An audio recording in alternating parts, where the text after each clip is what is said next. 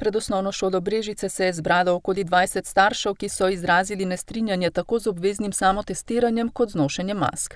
Simbolično so pred šolsko stavbo prižgali sveče. Imam občutek, kot da smo včeraj pokopali normalno šolstvo in normalno otroštvo naših otrok. Imam 2 osnovnošolca, 8. pa 2. razred. 8. razred je dan šla punca v šolo, bomo videli, kaj bo.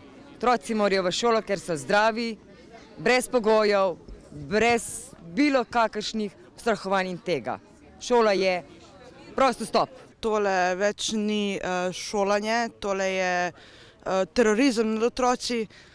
Vsi vemo, da je sluznica nosa najbolj občutljiv del telesa in si bojo otroci sami brskali po nosu, kar je nedopustljivo. To je prvo. Drugo, testi niso zanesljivi. Tudi sama sem na sebi sprobala, ena nosica je pozitivna, druga je negativna. Starši so pred šolo vztrajali skozi celo prvo šolsko uro, med njimi pa je zavrelo, ko je neka učenka, ki se ni želela samotestirati, zapustila razred.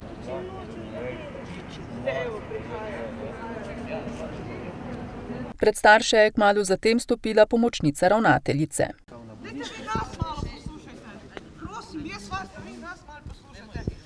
Otroka ste poslali ven, dali so ga v zadnjo klop sedeti, ker se noče testirati. To je diskriminacija. Samotestiranje učencev je še eden od izzivov, s katerimi se soočajo, a ga večina staršev sprejema z razumevanjem, je dejala pomočnica ravnateljice. V glavnem smo zadevo seveda speljali, skušali izpeljati.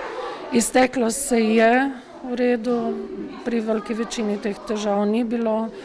Je pa seveda skupina staršev, ki izraža nasprotovanje in se s tem ne strinja. Ampak žal tukaj smo zato, da izpolnjujemo odloke. S samotestiranjem so ugotovili tudi nekaj okužb, zato je moralo nekaj oddelkov s poukom nadaljevati na daljavo. Tudi 3.A. Palec je bil pozitiven. Zdaj gremo pa vsi domov zaradi tega, ker smo ugotovili, testiranje je padlo in zdaj bomo delali doma vse. Protest staršev so pred brežiško osnovno šolo sicer spremljali tudi policisti.